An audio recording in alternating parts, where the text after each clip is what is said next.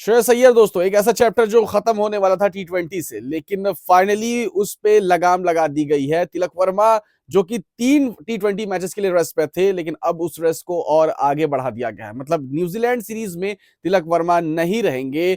अब उनको हम देखेंगे प्रैक्टिस मैचेस के दौरान, जो कि टी20 वर्ल्ड कप की स्टार्टिंग में होगा।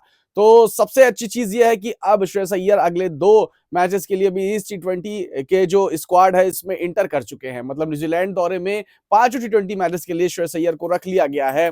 साथ में खुशखबरी यह भी हो सकती है कि जिस तरह से संजू सैमसन इस समय फॉर्म में नहीं है, तो शायद अगर चाहे भारतीय टीम तो ईशान किशन को ओपनिंग करवा करके श्रेयस अय्यर को चेक कर सकती है, क्योंकि कहीं तिलक वर्मा इंजर्ड हो गए या कुछ मामला है तो हमारे साथ एक फायदा यह होगा कि श्रेयस अय्यर इन स्क्वाड के अंतर्गत आ सकते हैं।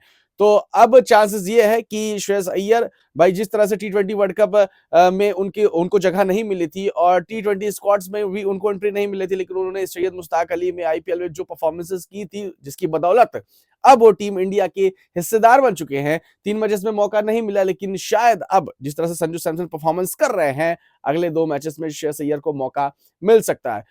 अब सिलेक्शन कमेटी क्या करेगी इसके ऊपर तो बहुत कुछ कहना आसान नहीं है, लेकिन संजू सैमसन को भी मौका देना एक तरफ से सही रहेगा, क्योंकि अगर वो मौका नहीं मिलता है तो Ishan Kishan as an opener आ जाएंगे और ईशान किशन वन डाउन बहुत बेहतर खेल रहा है। तो कहीं ना कहीं गुत्थी जो है वो पूरी तरह से सुलझ नहीं पा रही है, और अब यहां पर टीम इंडिया को जो कदम रखने हैं वो सोच समझ के रखने हैं, क्योंकि सब कुछ अच्छा चल रहा है।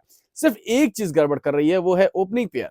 और तिलक वर्मा को जो रेस्ट दिया गया है, वो देने का कारण क्या था? तो अब यहां से कुछ चीजें साफ दिखाई दे रही है कि शायद जो चौथा टी20 मैच है, उस मैच में संजू सैमसन बाहर बैठे, श्रेयस अय्यर को मौका मिलेगा और ईशान किशन ओपनिंग करेंगे।